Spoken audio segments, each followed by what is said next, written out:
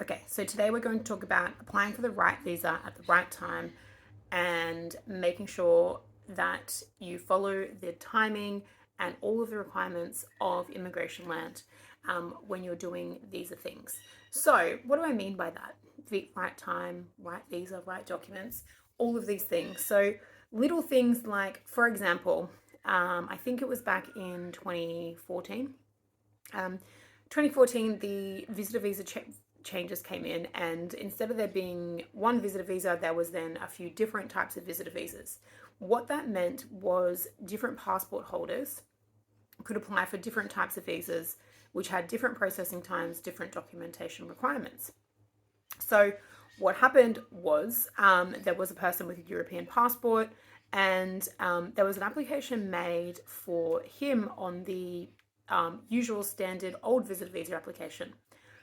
What someone had missed essentially was that he could have just applied for the essentially online electronic visitor visa that meant that it was almost like an automatic grant.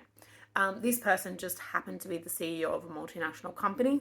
And so luckily that was all fixed and he did get here, but that does highlight the importance of applying for the visa, of the right visa at the right time.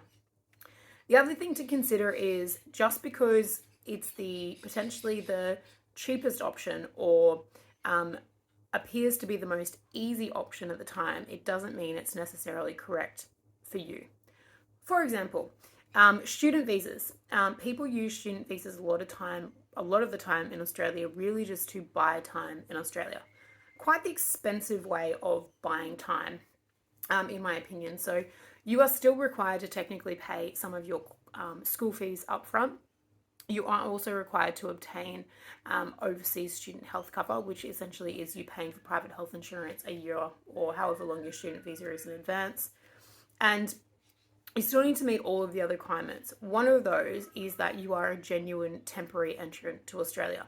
So if you have previously, for example, been in a relationship and you've been in Australia maybe for a couple of years, you've been working as, I don't know, let's say in a trade occupation, and your relationship breaks down, your partner visa is at risk of cancellation, and so you do the thing that one of your mates tells you to do, and it's lodge a student visa. So you can't think quickly of a course that you want to do, and you've always really wanted to be a tattoo artist or a yoga teacher or a barista. So what you do is you go and enroll yourself in a certificate 3 of whatever your dream, kind of passion project job is. And you lodge a student visa on the basis that you are genuinely in Australia to, on a temporary basis, to complete this specific course. And you promise that at the end of this visa, you are going to return home. So what you want to do in that situation, and it may well be the case that you can prove that you are a genuine temporary entrant, but what you want to do is you want to be able to make sure that there's a very clear narrative as to how you got from point A to point B. So essentially what that means is, how does, a tradie from the outskirts of the UK that's been in Australia for 5 years now has decided to want to do a barista course and, wants to go and be a barista at Starbucks. Obviously you wouldn't choose Starbucks in Australia because we don't really do Starbucks coffee. Sorry, Starbucks. Except if it's a gingerbread latte, and that's totally different. Anyway, off track. So, is the narrative conducive to you being a genuine temporary entrant? Can you genuinely meet the visa requirements of whatever visa you're applying for? If the answer is no, then the visa is going to be refused, and you're probably going to be in a worse position than you were before. So again, the right visa, the right time, the right documents. The other thing is, don't try and just provide the right documents if you don't have them and you don't have them within the time period that's required. So for example, again, an English test. A little hint, the government have a backdoor to the IELTS results and they can check your IELTS results. So if you provide fraudulent IELTS results, or you happen to have doctored one of the results on an IELTS test, yes, I did see it one time. I didn't see it at first until I zoomed in 450% and I could see there was a little cutout along one of the results. It was very exciting because we thought that the applicant had finally magically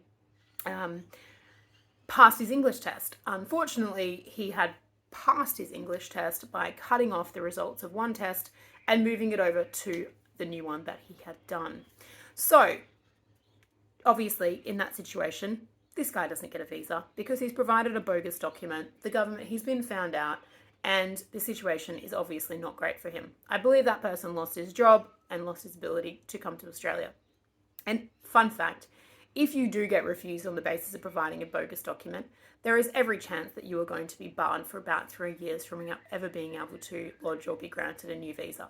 So not an ideal outcome. So the lesson from story time today is right visa, right time, right documents. That's it. That's the lesson. Good luck. Let me know if you need any help. Bye.